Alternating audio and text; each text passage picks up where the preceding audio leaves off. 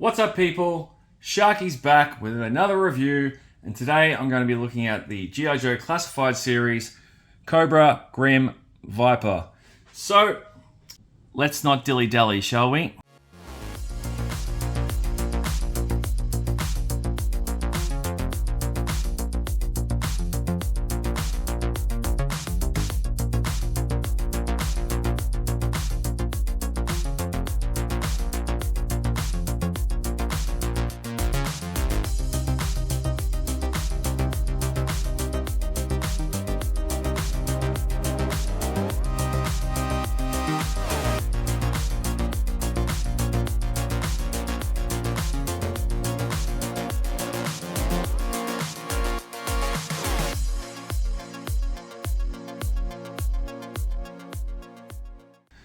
Alright, so there's a close-up of him and some of his kit inside his plastic bubble. He is 176 in the line. There is the side panel art, toting that massive hand cannon of his. A look at the back, bit of the render action, close-up of some of the detailing on bits and pieces. We'll get into that more in a minute. Legal mumbo jumbo. There is the barcode for you. If you would like to pause and reflect for a moment and take a snapshot, please do. And we're going to go through skill sets as per usual, starting from the top, and we'll try and get this to focus a little better. Come on, mate. Let's do this. There we go. Come on. Oh, hyper zoom. All right, first cab off the rank is Environmental Specialist, and he is a level 4. Next one up is Heavy Weapons, and he is a level 2. This one here is Covert Ops, and he is a level 2. And last one is Sabotage, and he's a level 4. Now, a bit about the Grim Viper, because obviously we don't get file cards. So the Grim Vipers are basically range Vipers that have proven adept at survival in the field. So they're a more advanced squad of that recognizable troop builder. They have additional commando training. They excel at long-term infiltration, and they're often said to have a brass diet upon returning from missions, having lost a lot of weight from all the spent shell casings. So yeah, there you go, a little bit of lore for you. So I'm going to open this up and we're going to go through all the accessories. Before we do look at the accessories, I'm going to do what I'm prone to do, and that is test the figure standing fresh out of the box, and he stands no issue. Now, if you're new to the channel and you're seeing my videos for the first time, welcome. If you're a return viewer, always good to see you here. First things first, sidearm. He comes with this here that has the extended mag. It is not the same sidearm that came with the OG Range Viper. It has a blast? It has a port for blast effects. It's a nice piece. I don't think it's the same ones that come with Helix. I could be wrong. It does feel familiar.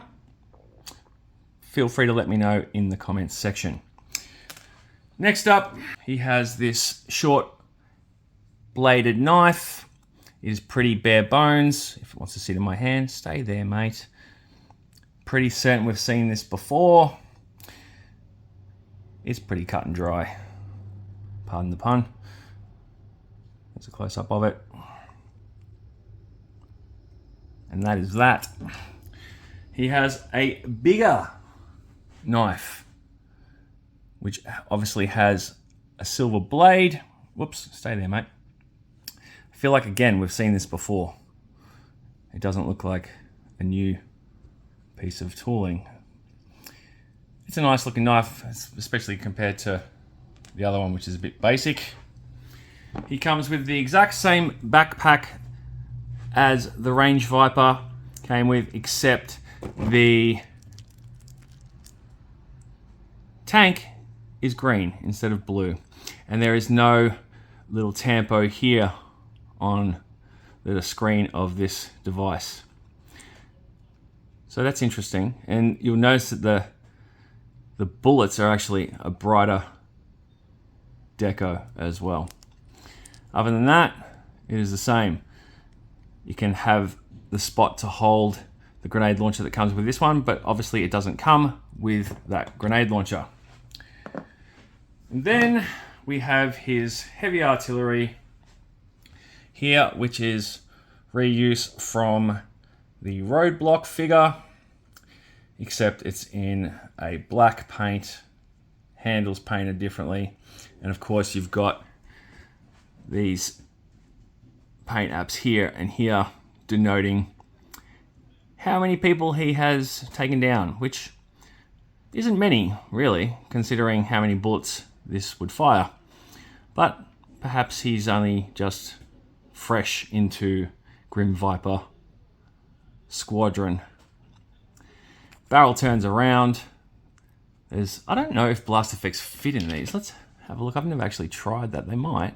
These are the Monster Force ones, but I've just got them handy. But oh yeah, no, they do. There you go. So yeah, the Monster Force ones go in there, so I dare say the Joe ones would. In terms of reuse, like, it's probably, you know, when I first saw this figure revealed, I wasn't really thrilled about getting it because I didn't really want another one of these, but you know, it of course can be replaced with something else if you want. So that is that. Okay, taking a look at the figure, starting from the top, there is that familiar skull head sculpt, which, again, comparing it to the other Range Viper, looks a lot different in terms of the paint apps, the eyes, the colors are all completely different. I actually like this in the white. It has more of a skeletal vibe to it as opposed to the blue on this guy. Different vest here to the other Range Viper as well. It's got a nice Cobra insignia right there. Get him into a T-pose and have a look at his arms.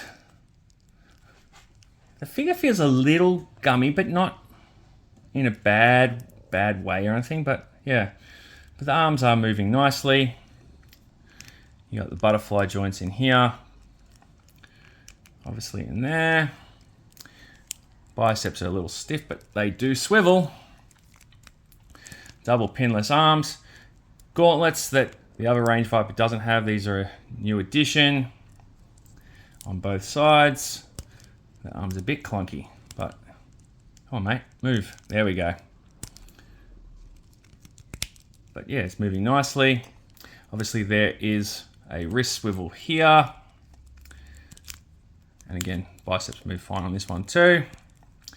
In terms of the range of movement in the head is a little loose. He can look all the way down here. Can't really look up further than that. And it's like it's not getting caught on the webbing, but there's just no range of movement past there, which is a bit average, but what are you going to do? It'd be interesting to see what it'd be like without this vest, but of course it is not removable, which is a shame. I really hope that Hasbro makes more removable vests like we saw with Budo here. Focus, please. Thank you. Moving down here, holster for the sidearm, sheath on the leg for the big knife, and there is a sheath on the back for the small knife. In terms of movement, oof, look at that. It's coming out a bit there, isn't it? You're not going to get much with that tactical vest of his, but the ab crunch does allow him to go back so far there. All right, let's get these arms down. Leg-wise, can kick his own ass, no problem with that one. And that one, all good. It's definitely not a buttery figure in terms of the movement, but it's also not super stiff, which is, I guess, what you want. You do have drop-down hips. Pop those up there. There's a close-up of his codpiece we got going on here. Hey, there it is. Focus, please. Camera, stay there. Thank you. You have a vice swivel here that is not inhibited by the sheath, which is good. And it's also good that it's not dropping down like a lot of the past drop-down holsters and accessories on the legs have been prone to. He can kick all the way up. Come on, mate.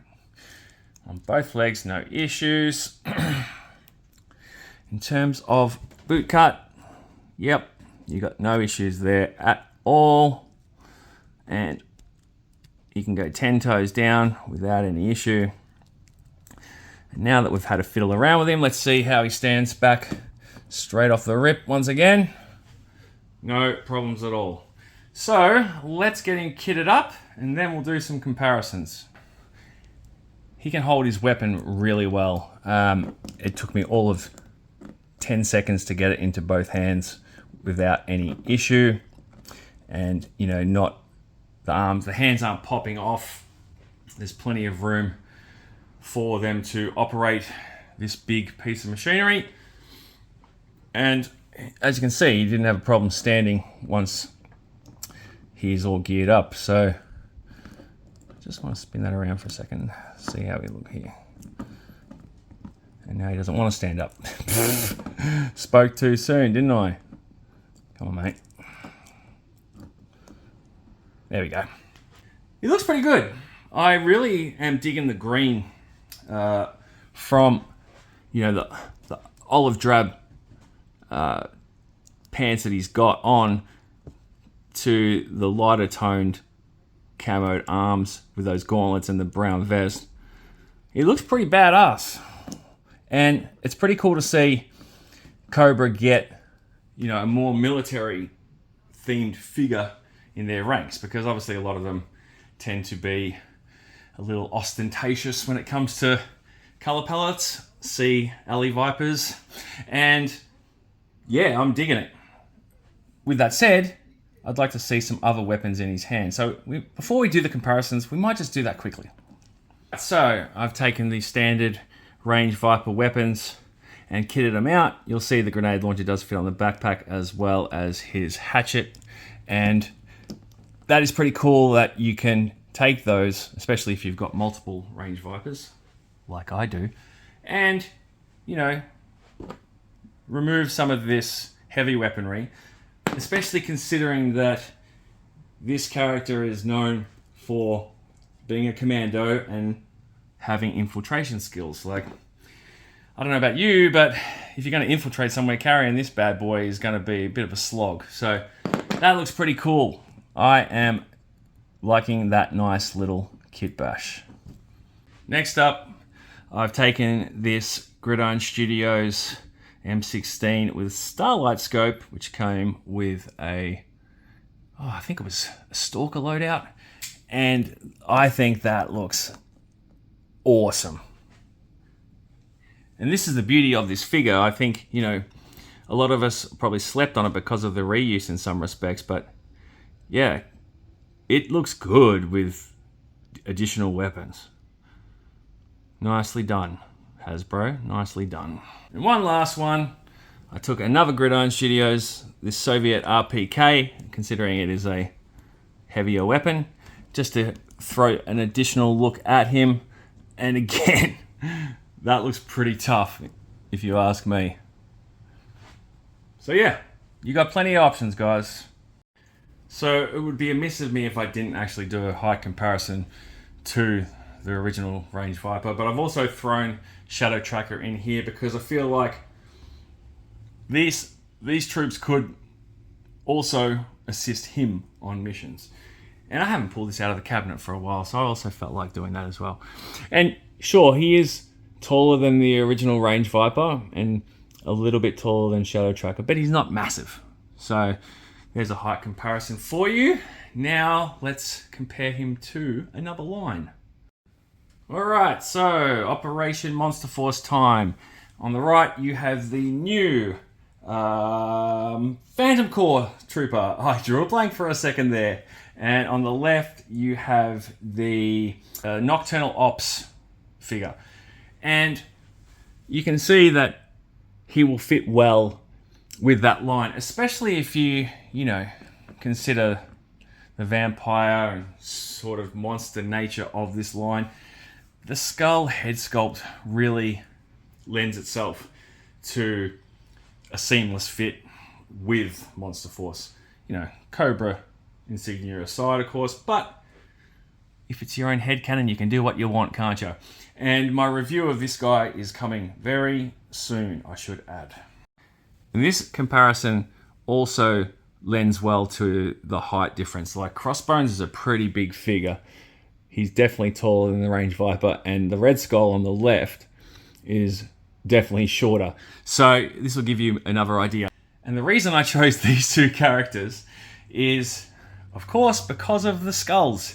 And I figured Crossbones could have a unit of these to, again, accompany on a mission to help this guy out. Final thoughts. Okay, reuse. Yep, there is a fair amount of it, and we all know at this point that Hasbro is going to do that because it allows them to capitalize on the already existing parts that they have tooled. So it is what it is. Now, with that said, I like the figure more than the accessories. They aren't bad or anything like that. And, you know, like he looks pretty good with the knife and the pistol in his hand. I can take it or leave it when it comes to this thing. But if you're going to build a squad of these, you could, of course, have one manning that and 3, 4, 5, 6 holding different weapons like I've shown. So, you know, you can flesh them out. So it's a bit light on in terms of what you get. And I'm sure that a lot of people will wait until these are discounted before they army build them. So the figure itself is really nice, and you know, I already discussed what I think about, you know, the green. I love, you know, more traditional military style figures, so it works for me. And as you saw me explain, I think he will have appeal to collectors of all three of the previous lines that I compared him to. So that's it, folks. You can buy him or you cannot. It's entirely up to you. Are you going to buy him? Let me know in the comments. If there's anything else you'd like to see in regards to the figure, although I don't think there's much else to show, drop me a comment. Anyway, I hope you enjoyed the video. If you did, hit the like button, share it, subscribe if you like, and tap the hype button, because at this point I don't know if it does anything, but while you're here, why not do it? It's not going to hurt you. Alright folks, until next time, take care of yourselves, say hi to your dogs for me, and I'll see you again very soon.